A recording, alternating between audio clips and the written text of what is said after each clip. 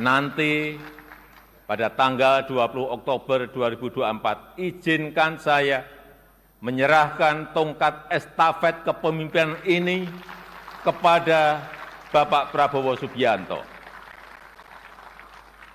Izinkan saya juga menyerahkan semua harapan dan cita-cita masyarakat Indonesia dari Sabang sampai Merauke, dari Miangas sampai Pulau Rote, dari pinggiran, dari daerah terluar, dari desa dan dari pusat-pusat kota kepada Bapak. Ya, Prabowo tidak berdaya di hadapan Jokowi, sehingga mau saja membebek kepada Jokowi dalam hal penunjukan menteri-menteri tersebut. Dia tidak punya free will, kehendak bebas untuk tidak merekrut menteri-menteri yang disodorkan. Dan pertemuan tanggal 13 Oktober kemarin itu muncul desas-desus, itu bukan sekedar pertemuan tapi itu perintah 13 Oktober. Jadi kalau kita lihat misalnya ada makan malam di Jakarta, lalu kemudian dilanjutkan makan malam di Solo. Sepertinya pembicaraan di Jakarta belum selesai, sehingga perlu menghadap The King of Java ke Solo, ke pusat kekuasaan aslinya.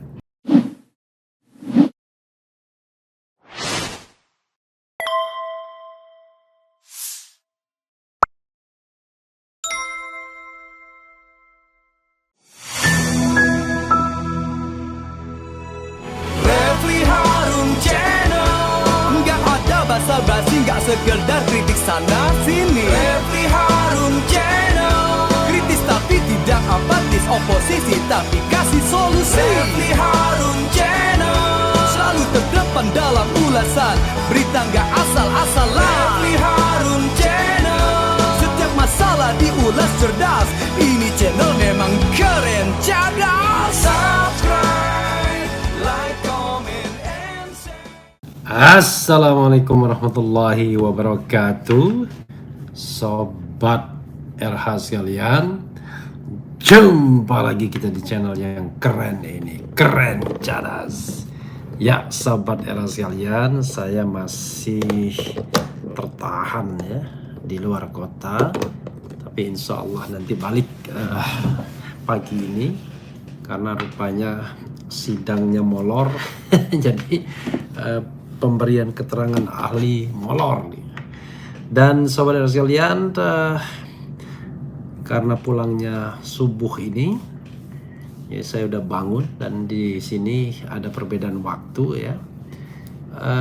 Ini hal yang menarik saudara sekalian untuk kita bahas soal apa yang menjadi kajian Merah Putih ya, yaitu kajian politik Merah Putih _2, Prabowo diduga terkena sihir gaib Jokowi. Menarik ini ya. Oke, mudah-mudahan suara saya jelas pastinya, karena pagi-pagi dan juga sobat era sekalian ada yang bergabung ya. Kenapa dia dikatakan begitu? Ya mungkin juga karena kok kabinetnya isinya orang Jokowi semua. Mungkin ya, mungkin, maybe, I don't know exactly ya. Oke sahabat dan sekalian, kita bacakan ya. Oke. Dari suaranasional.com ya. Kajian politik Merah Putih, Prabowo diduga terkena sihir gaib Jokowi. Presiden terpilih Prabowo Subianto diduga terkena sihir gaib Joko Widodo Jokowi dengan memilih anggota kabinet sebelumnya menjadi menteri di pemerintahan yang akan datang. Beberapa menteri Jokowi yang dipilih Prabowo justru mempunyai masalah hukum yang muncul pada Prabowo Subianto seperti bukan asli kepribadian dan karakternya, tetapi diduga terkena sihir politik Jokowi oligarki dan sihir gaib sebagai pelengkapnya, kata koordinator kajian politik Merah Putih Sutoyo Abadi dalam pernyataan kepada redaksi www.suaranasional.com. seorang prajurit yang telah sampai sebagai perwira tinggi statusnya jenderal, kata Sutoyo, Prabowo mestinya tidak lupa dan tidak akan bisa lepas dengan sabta marga dan sumpahnya sebagai prajurit, apalagi akan menjadi Presiden RI. Pandangan dan garis pondasinya adalah Pancasila dan UUD 45. Bukan membabi buta pada semua kebijakan Jokowi selama ini, bahkan dijadikan sebagai pandangan prinsip landasan perjuangannya sebagai presiden. Ini berbahaya, kata Sutoyo. Apakah Prabowo lupa sejarah Jokowi menapaki karirnya sebagai presiden adalah atas bantuan laba-laba AS dan Cina? Sebagai boneka asing harus melaksanakan UUD 2002 yang sudah dipersiapkan. Dampaknya selama 10 tahun Jokowi sebagai presiden memberi karpet merah bebas taipan oligarki, terlibat langsung mengatur bahkan mampu menguasai semua pejabat penyelenggara negara, semua dalam kendalinya. Dampaknya negara berantakan. Saat ini Jokowi terus diburu rakyatnya, harus diadili atas semua kesalahannya, mengendalikan dan mengelola negara menjadi porak-poranda. Bahkan kalau Prabowo mengabaikan hal ini, dipastikan rakyat akan membentuk mahkamah rakyat untuk mengadili Jokowi, keluarga dan kroni-kroninya, pungkasnya.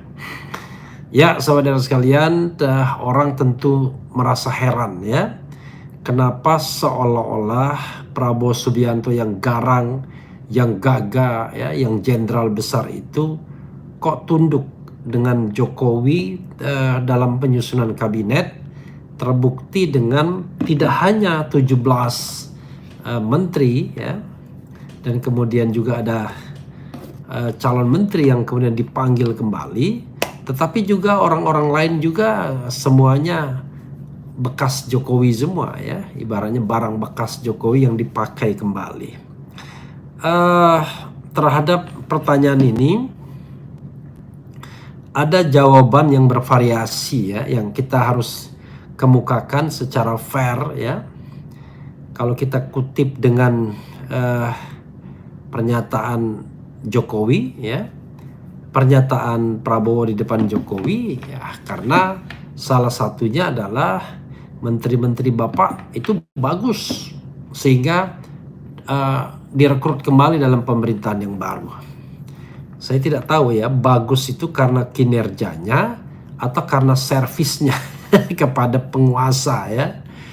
Kalau karena kinerjanya ya berarti bagus beneran. Tetapi kalau misalnya karena servisnya kepada penguasa ya gawat juga, berarti Prabowo sama saja dengan Jokowi, ingin di apa istilahnya ya, ingin dijilat-jilatin lah kira-kira begitu ya. Itu kalau bagusnya kepada penguasa ya. Sebagai contoh misalnya ada menteri yang betul-betul menservis bosnya, padahal menteri itu dianggap banyak bermasalah ya, tertuduh melakukan tindak pidana korupsi, memanfaatkan jabatannya ya. Ada 3 menteri paling tidak yang disebut oleh Maki ya, walaupun 3 menteri itu tidak disebutkan namanya, tetapi kita bisa membayangkan ini pastilah menteri-menteri inti dari Jokowi ya. Dan kita tidak bisa juga menyebutkannya, karena kalau kita menyebutkannya sama saja kita bunuh diri ya untuk dilaporkan, karena selalu bicara azas praduga tak bersalah dan lain sebagainya dan lain sebagainya. Padahal aparat sendiri bisa jadi part of problem, bukan part of solution. Jadi satu, karena dianggap terbaik. Nah, itu perspektif positifnya. Tapi perspektif negatifnya adalah ya Prabowo tidak berdaya di hadapan Jokowi, sehingga mau saja membebek kepada Jokowi dalam hal penunjukan menteri-menteri tersebut. Dia tidak punya apa istilahnya free will, kehendak bebas untuk tidak merekrut menteri-menteri yang disodorkan. Dan pertemuan tanggal 13 Oktober kemarin itu muncul desas-desus, itu bukan sekedar pertemuan tapi itu perintah 13 Oktober. Jadi kalau kita lihat misalnya ada makan malam di Jakarta, lalu kemudian dilanjutkan makan malam di Solo. Sepertinya pembicaraan di Jakarta belum selesai sehingga perlu menghadap The King of Java ke Solo, ke pusat kekuasaan aslinya. Nah ini ini tentu memprihatinkan ya kalau memang benar demikian. Maka kita mengira-ngira kenapa kemudian Prabowo seperti terkunci dengan Jokowi. Ya, ada apakah gerangan ya? Nah, tapi perspektif yang positif tadi ya saya akan tambahkan dulu, antara lain karena Prabowo sudah terbiasa bergaul dengan menteri-menteri ini selama 5 tahun. Jadi dia mungkin memiliki chemistry dengan Pratikno, mungkin ya. Kemudian memiliki chemistry juga dengan Budi Ari yang Jokowi banget ya, projo gitu. Punya chemistry dengan Erick Thohir, punya chemistry dengan macam-macam lah ya. Orang-orang yang bahlil juga, orang-orang yang sebenarnya dipersepsikan sebagai dalam tanda kutip orangnya Jokowi ketimbang orangnya Prabowo Subianto. Oke, itu dalam perspektif yang positif. Dalam perspektif negatif, ya tadi terkena sihir. Nah, masalahnya adalah sihirnya apa ya kira-kira? Apa yang menyebabkan kemudian Prabowo tidak bisa berbicara lain, ngomong lain? Mungkin ada rahasia sangat spesial, ya, sangat very secret yang dipunyai oleh Jokowi sehingga Prabowo tak berkutik. Apa ya? Maka soalnya bervariasi, bisa soal pribadi, bisa soal ketika dia menjadi Kemhan, menjadi Menhan, karena kan terkenal Jokowi adalah orang yang suka menyandra orang dengan kasus-kasus. Tetapi itu kan ketika dia menjadi presiden. Ketika tidak lagi menjadi presiden, apakah dia sekuat itu? Ada yang mengatakan karena Jokowi masih mengendalikan oligarki ekonomi, maka ekonomi bisa dibuat porak-poranda kalau seandainya Prabowo tidak menuruti kemauannya. Masa sih sampai sebegitu lemahnya Prabowo? Saya kadang-kadang tidak percaya, tetapi melihat menteri-menteri yang dipanggil, ya orang kemudian juga berpikir, ini kabinet akomodatif banget. Maka saya mau highlight omongan Ferry Amsari. Bro, ini bicara soal negara, bukan bicara soal pertemanan. Jadi kalau bicara soal negara, ya Anda harus cari orang yang terbaik, ya kan? Seperti jubir Babe Haikal ya, yang selalu memuji-muji. Mulai dia mengatakan ya, bahwa ada dalam sejarah musuh pun direkrut, ya kan? Tapi saya tidak melihat Prabowo merekrut musuh ya. Yang ada adalah dia merekrut orang-orangnya Jokowi. Kalau di situ ada Muhaimin Iskandar, ya kita tahulah bagaimana pragmatis dan oportunisnya seorang Muhaimin Iskandar kan. Jadi mereka yang sempat mendukung Amin ya karena ada Anies Baswedannya. Tetapi begitu Caimin menjadi pasangannya, ya itu adalah sebuah pilihan yang barangkali besok-besok kita perlu evaluasi lagi ya, daripada kemudian kita kecewa ya. Bayangkan tidak ada calon presiden dan wakil presiden yang merapat kecuali Caimin. Ganjar Mahfud masih berada di garis demarkasi, tapi sekali lagi semuanya dapat bagian ya. Bahkan Surya Paloh pun menemui kembali Jokowi. Kita tidak tahu kenapa menemui kembali Prabowo. Kenapa dia menemui kembali? Apakah masih bernegosiasi dengan jabatan yang diinginkan? Konon Jaksa Agung, konon ya, namanya juga isu karena Nasdem punya success story dengan jabatan tersebut. Ketika jabatan tersebut dipegang oleh kadernya Prasetyo dan itu cukup efektif dalam tanda kutip untuk membuat Nasdem leading di daerah-daerah. Apakah itu kita tidak tahu. Tapi yang jelas saya lihat sepertinya Jaksa Agung juga dilibatkan di dalam pertemuan di rumah Prabowo. Ada Kapolri juga. Apakah kemudian dealnya dengan PDIP bahwa PDIP tetap dikasih posisi Jaksa Agung yang tidak lain dianggap orangnya PDIP ya, ST ya. Ataukah bagaimana? Kita lihat saja ya. Budi Gunawan juga konon akan direkrut misalnya. Jadi kita akan kembali membuat sebuah pernyataan bahwa menjadi oposisi itu berat. Biar saya aja, biar kami aja ya. Biarlah semua partai-partai politik itu menikmati kue kekuasaannya, tidak ada lagi oposisi, maka tunggulah kehancuran politik Indonesia kalau seandainya tidak ada kontrol terhadap pemerintahan. Apalagi orang-orang yang direkrut orang-orang yang tidak amanah, orang-orang yang mengatakan bahwa Indonesia ini sudah serusak-rusaknya, kalau kita tidak ikut main, orang lain yang bermain. How come? Ya, orang-orang seperti itu yang kemudian dijadikan pejabat publik.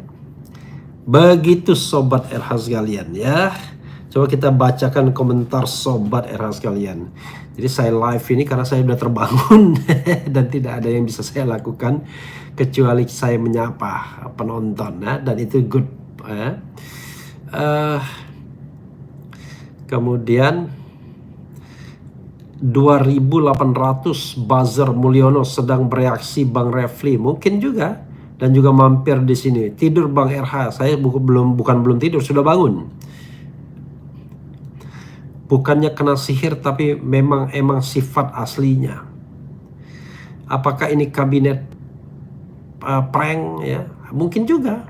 Siapa tahu tiba-tiba yang ditunjuk orang lain, bukan orang yang dipanggil tersebut ya. Itu akan menjadi sebuah kejutan ya. Turu Bang, buset. Wah, saya sudah bangun ya. Karena di sini beda 1 jam soalnya. Sama-sama ingin berkuasa. Sama-sama haus kekuasaan Bung. Sihir apa? Emang aslinya Pak Jokowi paling pandai Pak Prabowo. Salut. Apa maksudnya ini?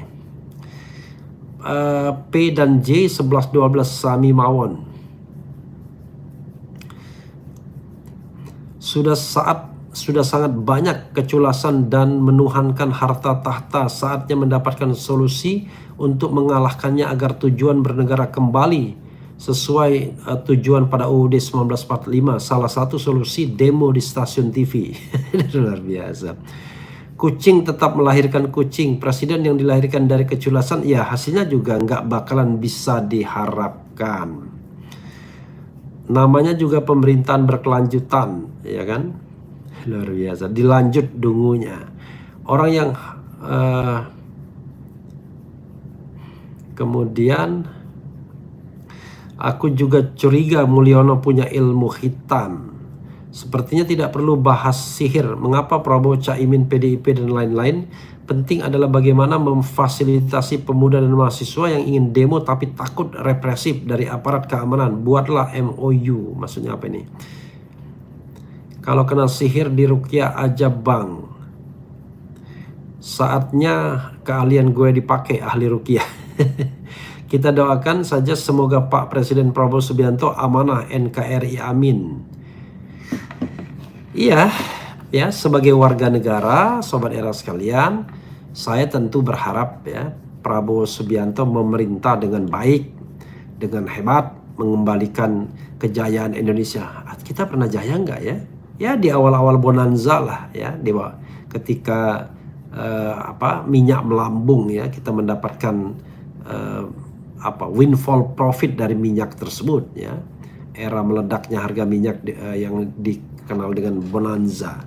Ya mungkin pernah di situ kita, tetapi secara umum bangsa ini belumlah menjadi bangsa yang sebagaimana dicita-citakan the founding parents pada tahun 1945, bahwa kemerdekaan itu adalah jembatan emas ya.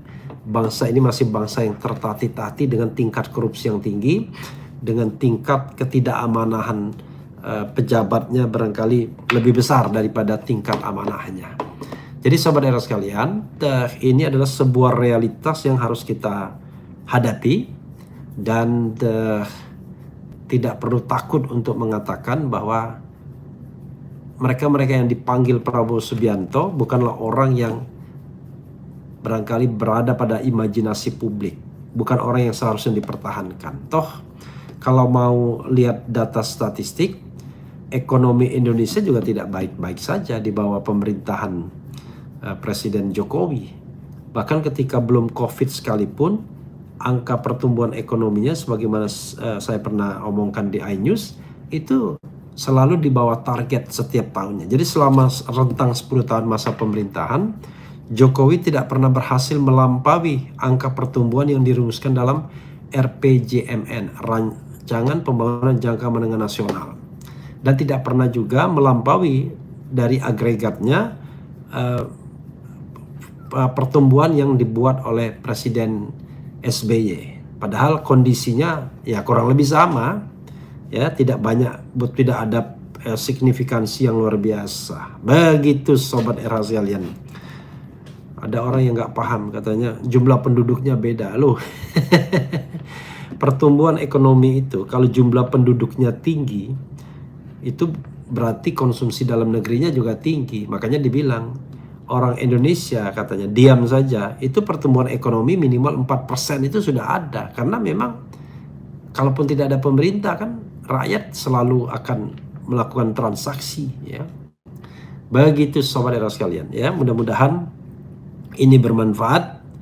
Dan sekali lagi kalau ada yang memuji Prabowo Subianto, ya, dengan ketegasannya, kehebatannya dan lain sebagainya, for the time being, untuk sementara waktu, sepertinya kajian Merah Putih tidak melihat itu. Yang dilihat adalah Prabowo kok manut kepada Jokowi. Kalau manut dititipi itu cuma 1-2 menteri sih nggak apa-apa. Ini belasan menteri dipakai lagi. Sementara yang baru pun tidak menjanjikan. Entah kita mau berapa menteri yang mau buat Prabowo. Kabinet 100 menteri nanti. Kita akan lihat bagaimana kemudian kekuasaan ini akan gagap. Jauh lebih sulit dibandingkan pemerintahan Jokowi sebelumnya. Karena Prabowo Subianto memerintah seperti tidak punya pengalaman dengan merekrut 100 menteri tersebut, kecuali mereka yang dipanggil itu, ya, jumlahnya sudah 108 lebih, ya, karena Sapri Samsudin, orang-orang senior itu kan tidak tampak misalnya. Maka itu sepertinya nanti sebagian besar barangkali tidak akan direkrut atau tetap direkrut dengan badan-badan tertentu, kita tidak tahu. Tapi saya membayangkan orang seperti ini nanti gimana, ya, anggarannya, gajinya, fasilitasnya dan lain sebagainya. Ujung-ujungnya nanti berebut kue kekuasaan dan kue bisnis di dalam negara. Jadi ada bisnis pat gulipat di dalam negara. Mudah-mudahan tidak demikian. Tapi kalau memang demikian, paling tidak kita sudah mengingatkannya, ya. Sekali lagi, mudah-mudahan pemerintahan ini berjalan dengan baik, ya. Sekali lagi mudah-mudahan, karena kita warga negara ingin yang baik-baik saja. Kritik tetap jalan terus sebagai hak warga negara, tapi doa yang terbaik kepada Prabowo Subianto. Doa saja, ya, mendoakan, tetapi bukan berarti kemudian saya tidak ingin beroposisi. Tetap ingin beroposisi, karena ternyata mayoritas masyarakat Indonesia menginginkan oposisi ada. Itu saja sobat dan sekalian. Wassalamualaikum warahmatullahi wabarakatuh. Keren jadas. Ya.